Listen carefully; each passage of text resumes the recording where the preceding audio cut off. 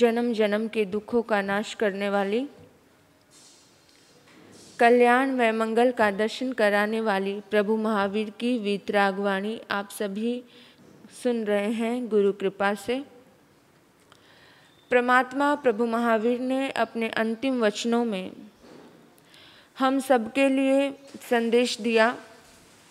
वो संदेश है चौथे अध्ययन के रूप में आप सभी के सामने आ रहा है। जीवन असंस्कृत है। जीवन धन से बचाया नहीं जा सकता।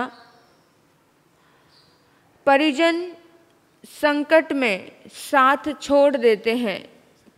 कौन से संकट में? मौत के संकट में। कोई तुम्हारे साथ नहीं जाता है।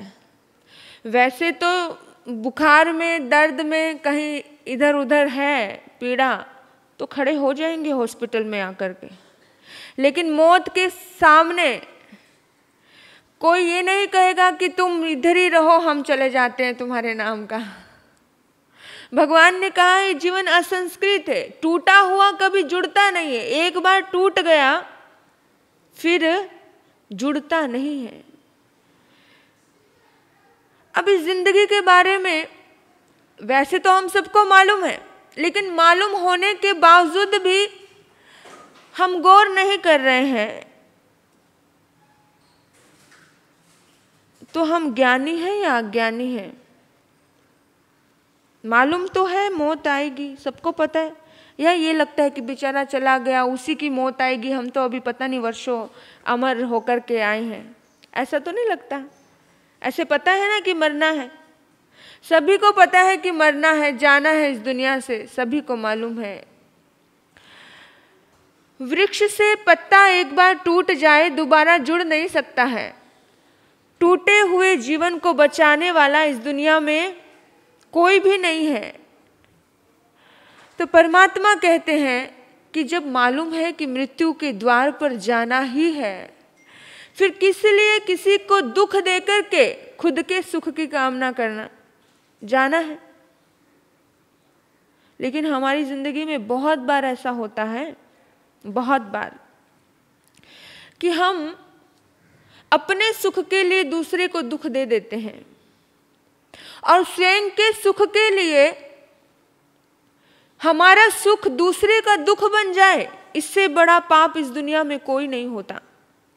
गौर करना। आज की भाषा में कहूं, दो प्रेमी प्रेमिका होते हैं। खुद का सुख है, खुद की इच्छा है, खुद का मन है, लेकिन मेरे सुख के लिए अगर मैंने अपने परिवार को दुखी कर दिया तो सबसे बड़ा पाप है। पर वो परिवार भी खुद के सुख के लिए, कि पता नहीं वो लड़की आएगी और एडजस्टमेंट कर पाएगी कि नहीं कर पाएगी, खुद के सुख के लिए अपने बच्चे के दुख को निमंत्रण दे दिया। ये भी तो पाप है। दोनों ही दृष्टि से देखना है कि जब जीना उसको है, रहना उसको है, जिसको साथ में जीना है, जिसको साथ में रहना है, जिसको अपना पार्टनर चुन रहा है, उसके लिए भी हमने चिंतन नहीं किया। हमने चिंतन किया अपने सुख का। अपना सुख दूसरे का दुख बन जाए, परमात्मा कहते हैं महापाप। इसलिए भगवान ने हर कहीं अपने शास्त्रों में, जब भी भगवान से कोई प्रश्न किया गया, प्रभु मैं ये करूं कि नहीं करूं, तो भगवान ने कहा हाँ स्वयं देवानुप्रिय, जैसा तुम्हें सुख हो तुम वैसा करो। तो सबसे पहली बात तो जब हमें इस दुनिया से जाना ही है, हम अमर पट्टा लिखवाकर इस दुनिया में नहीं आए हैं, तो फिर हर आत्मा का डिसीजन अपना होना चाहिए। हर आत्मा का सुख दुख अपना होता है, ये पता है। लेकिन हम कौन होते हैं किसी की भी लाइफ में इंटरफेयर करने वाले? अगर व्यक्ति इस तरीके से जिए तो क्या दुख आ जाएगा? दुख आता है? नहीं आता।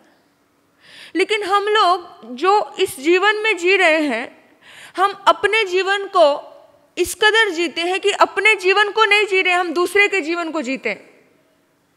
दूसरे में बहुत इंटरफेयर हमारी चलती है। हम दूसरे के जीवन में बहुत झांकते हैं। लेकिन जब तक हम दूसरे के जीवन में झांकेंगे तब तक हम खुद का जीवन अच्छा नहीं बना सकते। और भगवान ने कहा कि खुद के लिए स्वार्थी हो जाओ, खुद के लिए सोचो, खुद का चिंतन करो और खुद के उत्थान की कामना करो। जब आपकी जिंदगी में मौत आपके सामने आकर के खड़ी होगी तो उस समय में शमशान तक छोड़ने वाले आपके रिश्ते नाते बस यहीं तक जाएंगे, साथ नहीं जाएंगे। आपका पैसा, आपकी धन दौलत कहाँ तक जाएगी?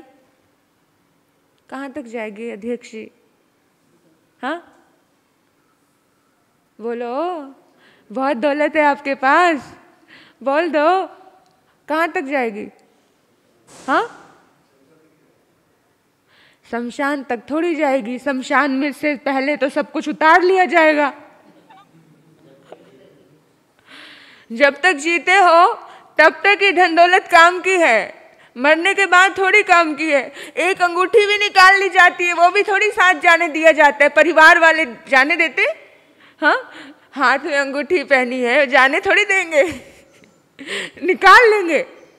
ये ऐसा ही है संसार, यानी कि ये जिंदगी की हकीकत है। सिर्फ साथ जाएगा तो केवल धर्म जाता है, शुभ कर्म जाता है, बाकी कुछ भी साथ नहीं जाता है। इसलिए बोला है ये जिंदगी क्षण भंगुर है और एक बार टूट जाती है तो दोबारा जुड़ती नहीं। और हम ही अपने हाथों से बहुत बार अपना नुकसान कर जाते हैं। अपना नुकसान कैसे करते हैं? इस सूत्र में, इस अध्याय में एक उदाहरण दिया परमात्मा ने। एक चोर, उस चोर को बहुत सुंदर कलाकृति बनानी आती है, बहुत खूबसूरत कलाकृति बनानी आती है। वो कमल के आकार की इतनी सुंदर कलाकृति बनाता है, कमल के तीखे तीखे नोक, कमल कैसा, कमल का फूल कैसा होता है, जहां पर भी जिधर भी वो चोरी करता है वो इसी तरह से डिजाइन बनाता है कि लोग चोरी क्या, माल क्या चोरी हुआ ये तो भूल जाते हैं, लेकिन लोग केवल उसकी कलाकृति देखने में इस कदर डूब जाते हैं कि कमाल है यार, गजब है, बंदे ने क्या चोरी की है, किस तरह से वो प्रवेश किया है, किस तरह से उसने कला बनाई है। वो कमल की आकृति की कला बनाता था और उस दीवार में इस तरह से घुसता था, दीवार में सेंध लगाता, इस तरह से घुसता। एक दिन की बात, वो चोरी करने के लिए गया। जब वो चोरी करने के लिए गया और उसने अपने साथियों को कहा रुको, मैं बड़ी सुंदर कलाकृति बनाऊंगा, सेंध लगाऊंगा, इस तरह से दीवार तोड़ूंगा, थोड़ा इंतजार करो। उसने बड़ी सुंदर ढंग से, बड़े अच्छे ढंग से कलाकृति बनाई, तीखे तीखे पंखुड़ियां बनाई कमल की, एकदम तीखी तीखी पंखुड़ियां बनाकर के जैसे ही वो अंदर, उसका एक पैर अंदर है और एक पैर बाहर है, इतने में वो मकान का मालिक जाग गया और मकान के मालिक को होश आया कि कोई चोर मेरे घर में घुसा है। मकान के मालिक जागा और मकान के मालिक ने उसका पैर पकड़ लिया। अब चोर लोगों ने, जो उसके साथी थे, उनको उसने कहा कि भाई मुझे अंदर से पकड़ लिया गया है, तो मुझे बाहर से खींचो। उनके साथियों ने बाहर से खींचा और वो बाहर से खींच रहे हैं।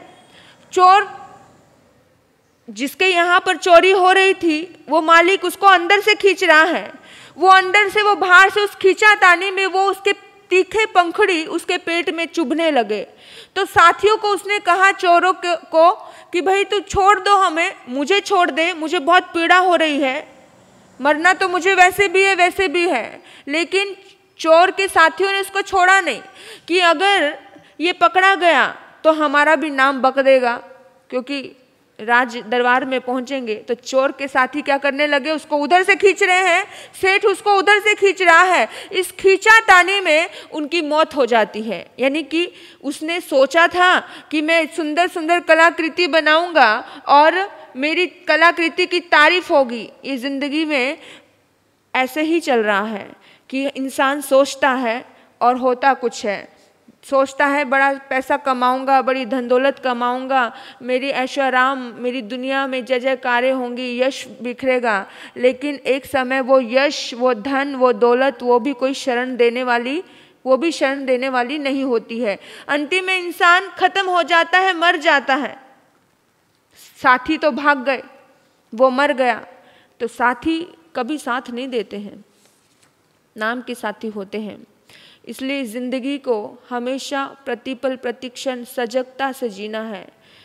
कवि और भजन ने कहा, जीवन है पानी की बूंद कब मिट जाए रे, जीवन है पानी की बूंद कब मिट जाए रे, होनी अनहोनी होनी अनहोनी कब यहाँ घट जाए रे,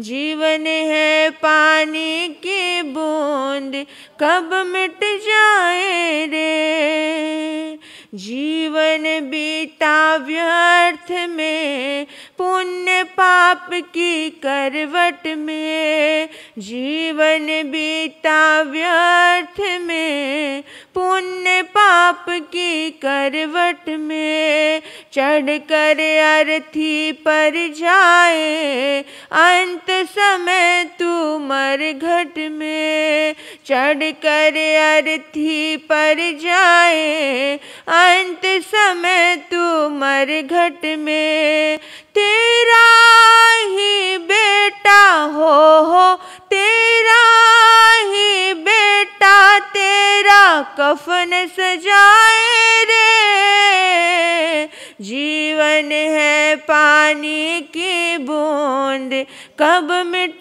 जाए रे, जीवन है पानी की बूंद कब मिट जाए रे, होनी अनहोनी होनी अनहोनी कब क्या घट जाए रे, जीवन है पानी की बूंद कब मिट जाए रे।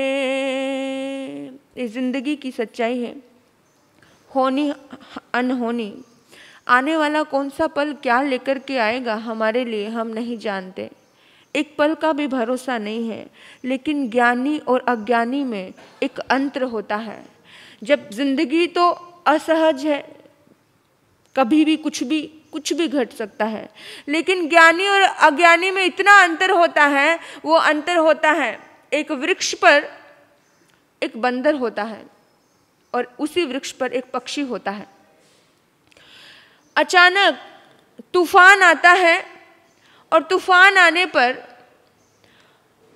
वो वृक्ष एकदम से ढह जाता है, तो बंदर में उड़ने की ताकत नहीं होती है। बंदर उछल सकता है, उड़ नहीं सकता, क्योंकि बंदर के पंख नहीं होते हैं। तो बंदर को पता ही नहीं चलता कि कब तूफान आ गया और कब वो वृक्ष ढह गया। और बंदर को वो वृक्ष की डाल टूटने मात्र से, जैसे ही वृक्ष की डाल टूटी, बंदर गिर जाता है।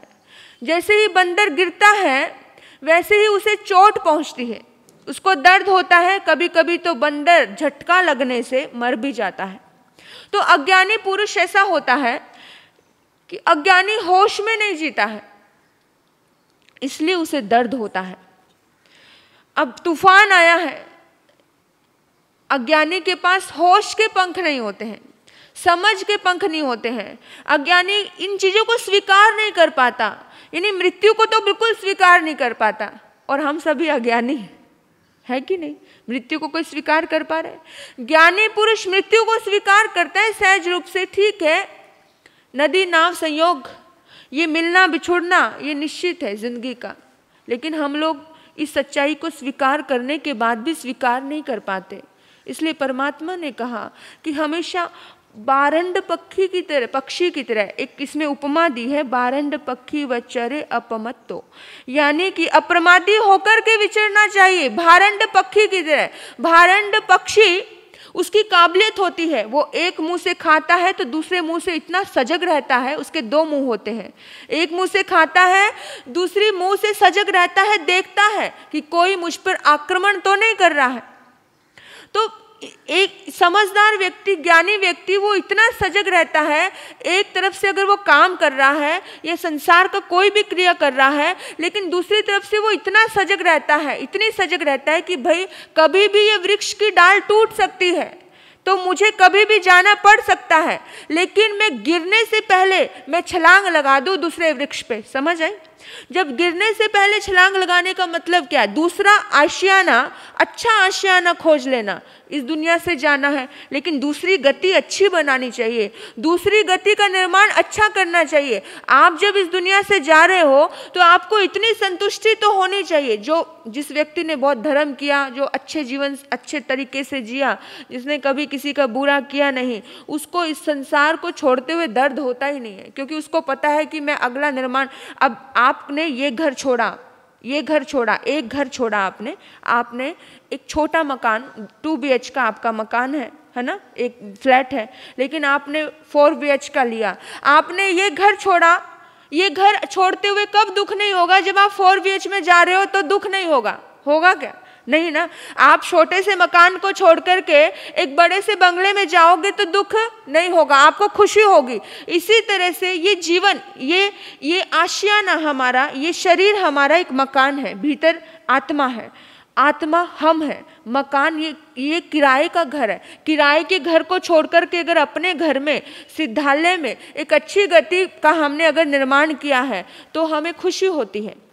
तो ज्ञानी पुरुष समझदार होता है। ज्ञानी पुरुष उस पक्षी के जैसे होता है, जिस पक्षी के पास पंख होते हैं, जैसे ही पता चला तूफान आ रहा है उसी पल में उड़ जाता है। हाँ, तूफान आना, मौत रूपी तूफान हर किसी के जीवन में आता है, हर कोई ना कोई वृक्ष के ऊपर बैठा है, जैसे ही पता चला तूफान आ रहा है वो उड़ जाता है। समझदार ज्ञानी पुरुष ऐसा ही होता है। आपने देखा हजारों टन जिसके अंदर माल आ सकता है, इतनी उसके अंदर ताकत है। जहाज, पानी का जहाज देखा, पानी में जो नावें रहती हैं जिसमें हजारों टनों का मतलब कितना कुछ उसमें माल भरा रहता है। हाँ, और वैसे उसका वजन भी कितना ज़्यादा होता है, लेकिन फिर भी वो पानी पर क्या कर रहा होता है? डावाडोल होता है, हिल रहा होता है। बहुत बार आपने बड़े बड़े जहाज़ों को, नावों को देखा होगा। अभी जाते हैं बॉम्बे में, किनारे पर खड़ी होती हैं, समुद्र किनारे पे, है ना, इंडिया गेट के पास में सब लोग गए होंगे, ऐसा कोई व्यक्ति नहीं है जो नहीं देखा होगा। लेकिन उसको देखने के बाद एक चिंतन जगाना कि वो इतना भारी है फिर भी वो हिल रहा है। सोचा है आपने क्यों हिल रहा है?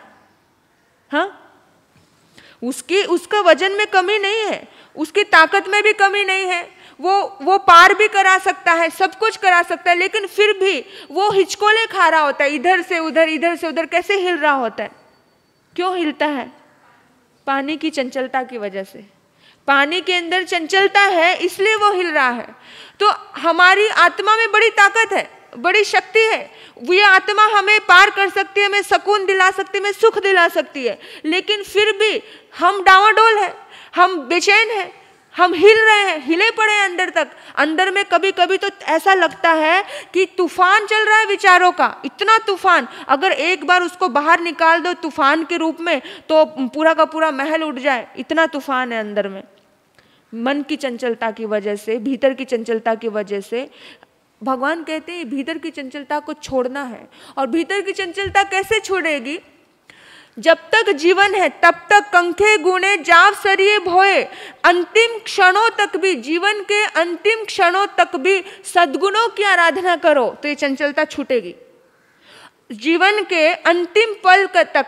लेकिन हमने सोचा बस बहुत है भाई, अभी और नहीं चाहिए। हम अपने सद्गुणों के ऊपर काम नहीं करते हैं, सचमुच नहीं करते। कोई साधु हो या कोई गृहस्थ हो, श्रावक हो या श्राविका हो, साधु हो साध्वी हो, हम अपने ऊपर काम नहीं करते। और हमें अपने ऊपर ही काम करना है, हमें दूसरे के ऊपर काम करना ही नहीं है। जितना बन पाए हमसे कर लो, दूसरे को मत देखते बैठो कि उसने किया है कि नहीं किया है। हमें अपनी आत्मा का उत्थान कर लेना है।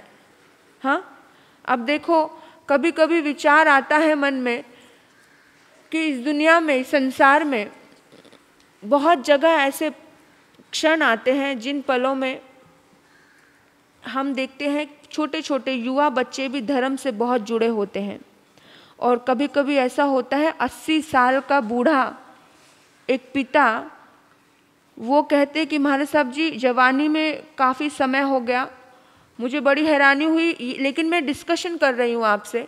वो कहते मैंने ना ब्रह्मचर्य का नियम लिया था, लेकिन अब ना जाने क्या क्या हो रहा है, मेरा नियम खुलवा दो आप। मैं तो हैरान होती हूँ सोच करके कि मतलब हैरानी की बात है ये कि ये आत्मा कितने भीतर से मन के विचार और मन के आवेग और मन की विचारधाराएं इंसान को इतना डिस्टर्ब करती है कि एक समय में इंसान इतना पुण्यवान आत्मा थी और आज ऐसी स्थिति हो रही है। अपने संकल्पों के आधार पे अपन को समझाना है स्वयं को बार बार, क्योंकि मन की विचारधाराएं तो इतने बड़े बड़े जहाज, कोई पानी की चंचलता डावाडोल कर रही है। तो कभी भी किसी भी ये जो संसार में है, हम जो सब जीव आत्माएं हैं, ये सभी जो भी कुछ नियम है, धर्म है, हम अपने आप को एक सर्कल में लेकर के हम चल रहे हैं।